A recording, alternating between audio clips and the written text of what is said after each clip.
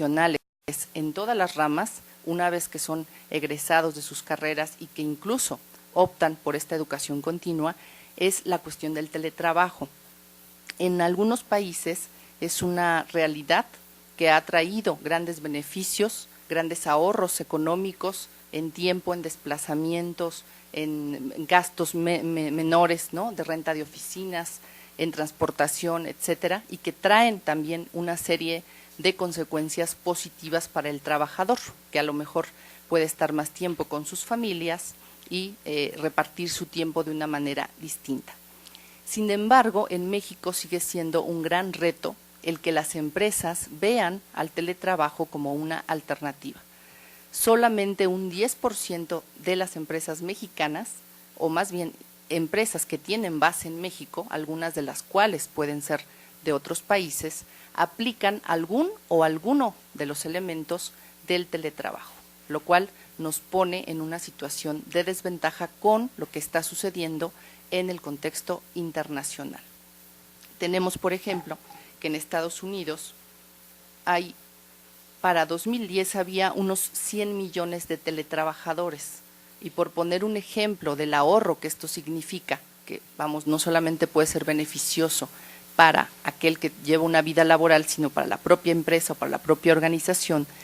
Por ejemplo, en IBM, con solo tener 150,000 teletrabajadores, hubo un ahorro solo en la utilización de bienes inmuebles de $50 millones. Entonces, vemos que es una gran alternativa, pero sigue siendo un gran reto para las empresas que entiendan que la adopción de la tecnología puede traer esos beneficios. ¿Por qué? Porque así como me refería a un cambio en los modelos educativos, dentro de la organización tiene que haber un cambio en los modos de hacer, en los modos de gestionar. Una de las propuestas que se hace constantemente por aquellas personas que hacen justamente estudios organizacionales es que migremos hacia estructuras menos jerárquicas y vayamos a estructuras más heterárquicas, en donde los niveles no sean tan quizá distinguibles, ¿no?, unos y otros, y en donde haya una especie de delegación de responsabilidad en el trabajador para que pueda hacerse cargo realmente de su trabajo y se le valore por resultados y no por el tiempo que pasa en su oficina. Eso es uno de los retos que veo que en México tenemos que cumplir. Me parece que dentro de los aspectos que habría que destacar como también reto para este horizonte al 2030 de la educación continua, nuevamente es el de insistir en la necesidad de capacitar o hacer que los alumnos o los estudiantes tengan mayores capacidades para enfrentarse al mundo del trabajo.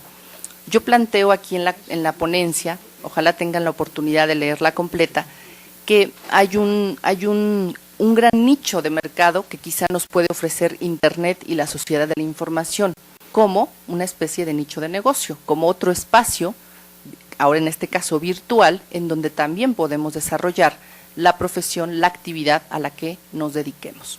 Entonces, en algunos seminarios en los que yo he estado, se ha planteado la necesidad de capacitar al alumno o al estudiante para aprovechar estos nuevos espacios que ya no siempre son físicos y hacer de ellos ahí el lugar quizá de trabajo, no solamente en la lógica del teletrabajo que ya mencionaba yo antes, vinculado a una empresa, sino incluso de manera autónoma o independiente para sacar ese provecho. No sé si vamos bien de tiempo, vamos Perfecto. Cortando, vamos cerrando y bueno, pues lo dejo abierto a preguntas, comentarios, tanto de aquí como de los colegas. Gracias. Doctora Vilma Arellano, pues muchas gracias y además por esta precisión en el tiempo para su exposición. Y ahora les voy a presentar al doctor Rafael Fernández Flores, que es doctor ingeniero por el Instituto Polytechnique de Toulouse, en Francia. Recibió la medalla Max Schein en el 2003, precisamente por una asociación empresarial en reconocimiento a su trabajo en este campo, en la formación continua. Ha tenido distintos reconocimientos, pues como creativo, por ejemplo, en el campo de la informática, publicaciones, y hoy pues organizador de este macro evento de la educación hacia el futuro, en este caso particular, al 2030 que nos hemos planteado en este evento. Y le doy la palabra al doctor Rafael Fernández. Gracias, Rocío. Oui, je vais, oui. Voy a pasar varias diapositivas sobre la discusión. Y se trata de un trabajo de tesis de uno de mis alumnos. El nombre de mi es Ricardo Montoya. Entre él y yo hicimos esta presentación. Si pasamos a la siguiente, por favor. Lo que buscábamos era, sobre todo, llevar una encuesta, un sondeo más bien, para orientar las líneas de investigación a seguir más adelante. La doctora Vilma nos acaba de decir, desde el punto de vista que existe, que estamos un poco aislados entre los académicos y los empresarios del otro. Hemos llevado un sondeo entre los dos grupos, el grupo de académicos y el grupo de empresarios. Nos basamos en la literatura, y en la literatura se habla de la universidad a la empresa, pero muchas de estas publicaciones no especifican ni en América Latina ni hablan de lo que se pasa en México. Entonces tratamos de tener una impresión de lo que está pasando en nuestro país. Entonces, la metodología que hemos utilizado para esta encuesta, hemos leído la bibliografía, después elaboramos un cuestionario para el contexto y saber quién respondía, cuál era su formación inicial, de qué edad y en qué compañía trabajaban, etcétera, para conformar una base de datos. Hemos publicado este cuestionario en Internet con la ayuda de un software muy conocido llamado Moodle. Hicimos una aplicación de la encuesta y luego se hizo el análisis de los datos. ¿Cómo fue conformado la base de datos? Como decía antes, dirigida hacia los empresarios y los académicos. En los académicos había un doble perfil. De un lado se trataba de académicos que eran investigadores, y también había académicos que trabajaban profesionalmente en el tema, es decir, trabajaban en una universidad y esa universidad daba cursos de formación. Entonces, de ese lado estaban mucho más cerca a los empresarios de un sector público, si ustedes quieren, pero del otro lado había intelectuales, gente que reflexiona sobre el tema.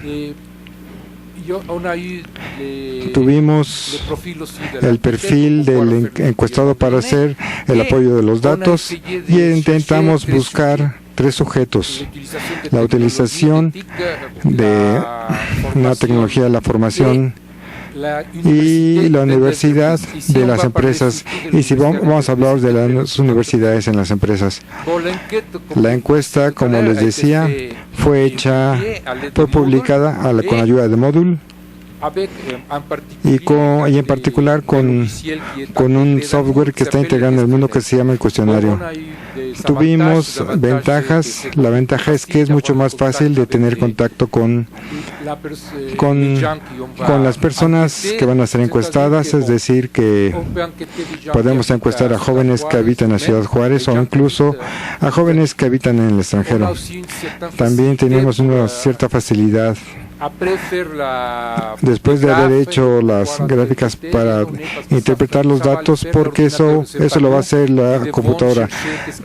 No somos nosotros quien va a buscar qué fue lo que respondió cada quien. El perfil de los encuestados, como les decía, académicos y empresarios, pero también había que estaban a cargo de cursos humanos, había de la tecnología educativa y la formación continua y la educación abierta. Eso fue lo que buscamos. Buscábamos a gente que no tuviera una experiencia en ese campo y les sacamos de la encuesta. Los datos, en ellos buscamos subrayar las cuestiones las preguntas del cuestionario con los datos del cuestionario de contexto, es decir, buscamos saber si la gente, los de más edad, tenían una cierta tendencia en esa respuesta, si había una cierta incidencia de un nivel socioeconómico, y los datos del cuestionario de contexto los basamos con los datos de las respuestas. Dividimos el país en zonas geográficas con ayuda de datos del INEGI, es decir, el instituto que en México se ocupa de las estadísticas económicas y sociales, y les colocamos en diferentes lugares para hacer un enlace entre las bases socioeconómicas y las respuestas que obtuvimos. Este es un ejemplo de la base de datos. Ustedes ven aquí en cuál campo se trabaja, qué tanto tiempo llevan en el campo de trabajo, qué tanto tiempo llevan en la institución en la que trabajan, en qué región socioeconómica pertenecen, cuál es la experiencia que tienen en el campo laboral y cuál es el tipo de trabajo que desarrollan. Aquí los resultados. En lo que concierne a la tecnología de la información y la comunicación, encontramos que el 98% de los encuestados y 70% de los académicos encontraron que la utilización de la tecnología es fundamental, es esencial, que es muy importante. Eso explicaba en función de la eficiencia, la facilidad de utilización, y porque ellos creían que el TIC van a ser muy importante en el futuro. Esos son los tres principales motivos para utilizar las tecnologías de la información en la formación en la empresa. El nivel socioeconómico. Buscamos tener una correlación entre el nivel socioeconómico de las zonas geográficas en las cuales pertenecen las personas a las que encuestamos, y aunque el número de personas encuestadas no es muy grande, es más bien pequeño, son alrededor de 50 personas, encontramos que los académicos de las regiones las menos favorecidas desde el punto de vista económico utilizaban mucho menos tecnología en la formación. Eso pues se puede explicar porque las regiones menos favorecidas desde el punto de vista económico tienen menos infraestructura para llevar a cabo esta capacitación. Desde el punto de vista de la Universidad de la Empresa, encontramos que el 49% de esos empresarios cree que la Universidad de la Empresa tendrá una contribución muy importante en la formación de los ejecutivos más especializados. El 87% de los empresarios reconoció que están bien alineados los objetivos de la Universidad de la Empresa con los objetivos de la organización, porque uno de los riesgos que se pueden correr con la Universidad de la Empresa es decir que se cambie el tema. Por ejemplo, si aquí hacemos de hamburguesas, debemos hacerlas, no hay que convertirse en una universidad y comenzar a capacitar a todas las gentes en eso. Eso que es el interés debe estar alineado con la formación de gente para hacer eso solamente. Entonces, 87% de los empresarios a los que encuestamos se encontraban que se estaban bien alineados. 89% de los grupos de empresarios, 98% de los académicos identificaron la universidad a la empresa por su calidad de suplir y de eficacia en el TIC. 92% del grupo de los académicos universitarios dijeron que la universidad a la empresa tendrá un gran impacto en la universidad tradicional, es decir, que se puede casi decir que es una amenaza a la universidad, a la empresa para la universidad tradicional, ya que, como decíamos antes, al hablar del teletrabajo, se busca, no se trata de no desplazarse, si se puede formar en la universidad de la empresa. Les puedo citar aquí los casos de la Universidad de Liverpool. Ella capacita en su lugar a gente que tiene, por ejemplo, que no ha terminado el segundo ciclo de la formación y que no tiene todavía el bachillerato, y que lo puede tener así, y que después hace la formación profesional con ellos, sin dejar el trabajo, sin dejar el lugar de trabajo, el sitio de trabajo.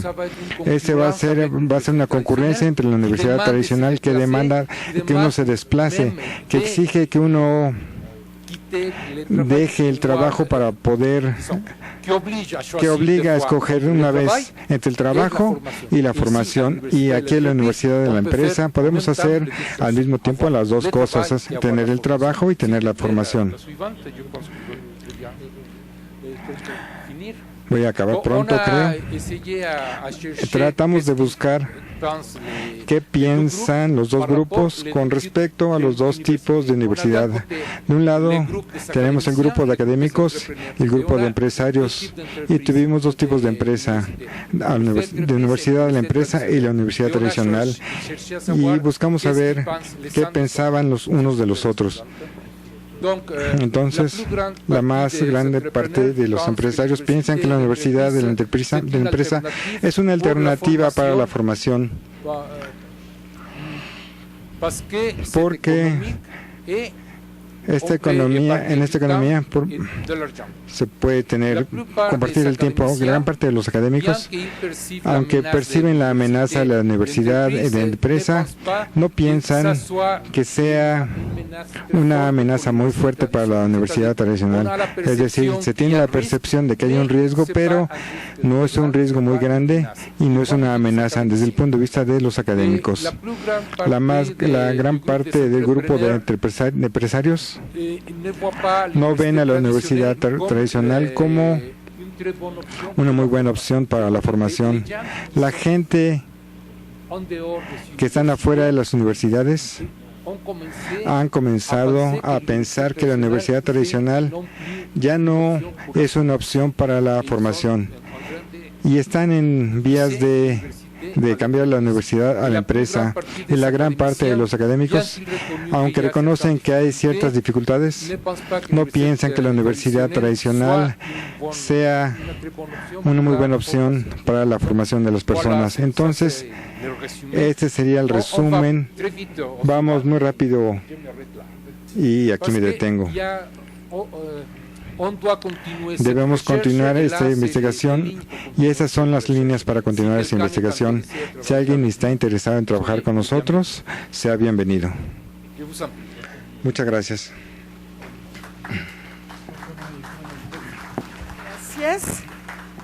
Gracias, doctor Rafael Fernández.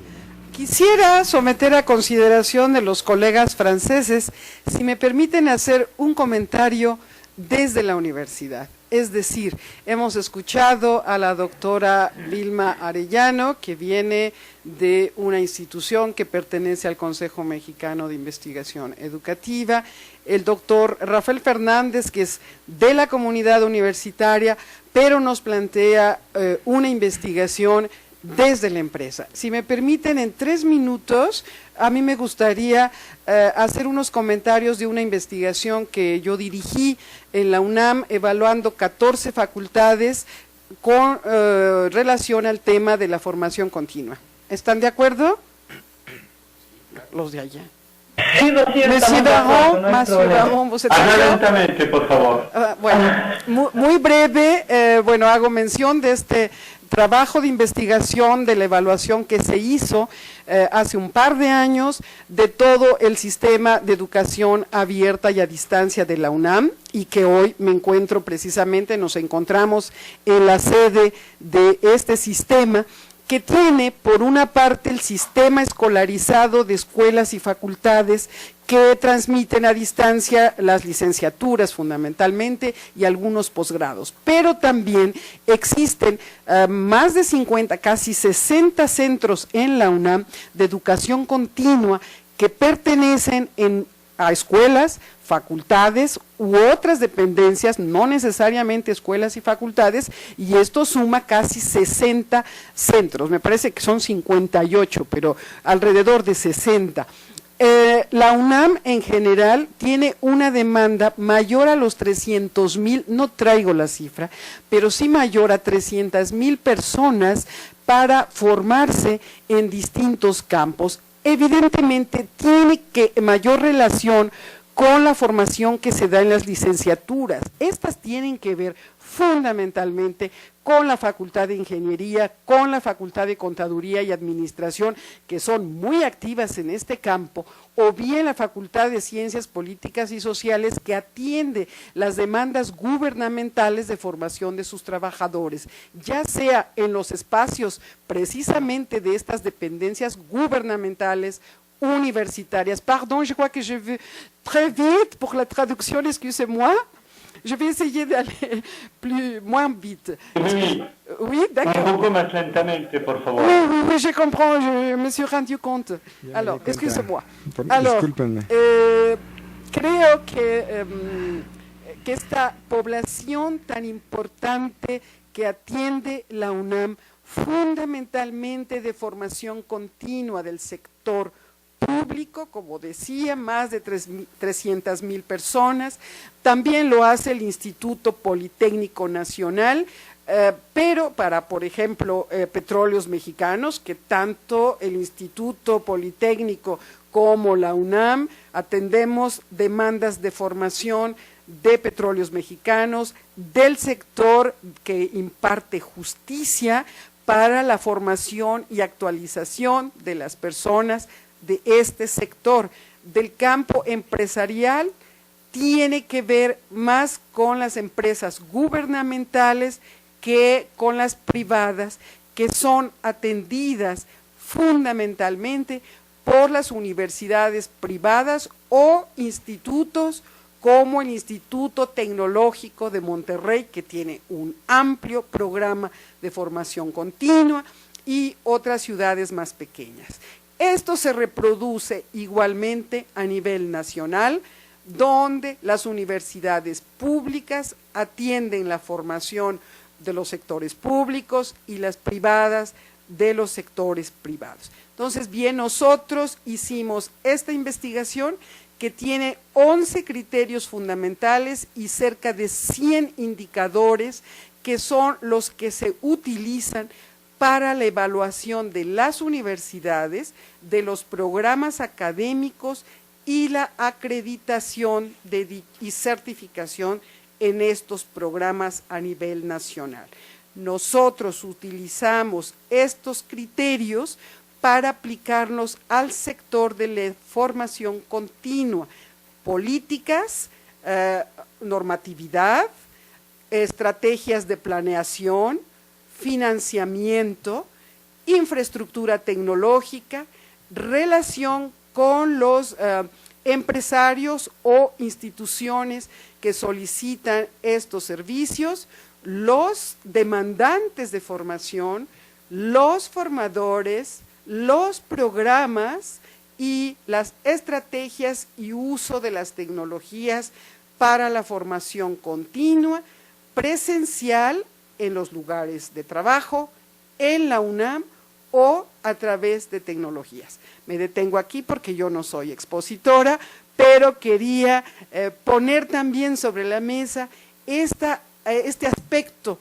importante del rol que juegan también las universidades en la formación de los sectores públicos y privados. Entonces, quería aportar esto con respecto a la investigación. Nosotros en México casi no tenemos investigación en este campo, es mínima. Seguramente los de los sectores privados pueden tal vez hacer estudios de mercado, pero no en sentido profundo una investigación sobre lo que significa la formación continua y pues todo lo que ustedes puedan comentar sobre esta mesa es bienvenido, para después entrar a las conclusiones de las 3 sesiones. Gracias. Je crois que je suis allée trop vite encore. ¿No? J'essaie d'aller lentement, articuler. Y articular bien. ¿Ça va plus ou moins? ¿Les fue bien? Oui.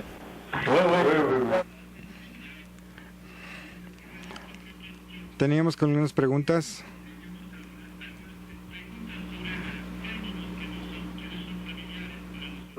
Utilizan la noción de capacitación, de superación, de formación, de acreditación, de formación continua. Y lo que nos preguntábamos aquí es cuál es el sentido particular de la capacitación, quel sens particulier aurait-il par rapport au reste? D'accord, je vais donner la parole à Madame Vilma et après à Rafael Fernández. D'accord. Cada uno de los dos. Creo que no entendí muy bien la pregunta. La diferenciación de conceptos de capacitación, formación continua. Sí.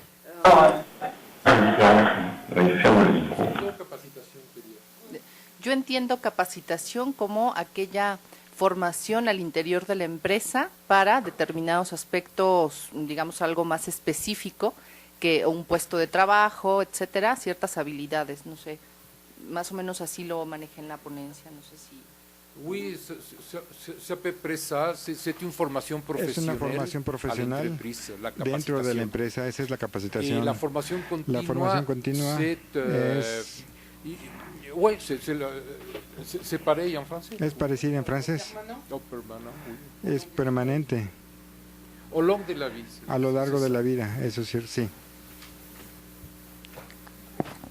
Ça va avec Muchas les gracias. réponses? Vous voulez plus des arguments? ¿Quieren que nos extendamos? Est-ce qu'il y a une autre question, ¿Alguna otra pregunta? commentaire sur Comentario la situation sobre la mexicaine? situación en México. Oui, alors. Je crois que... Creo que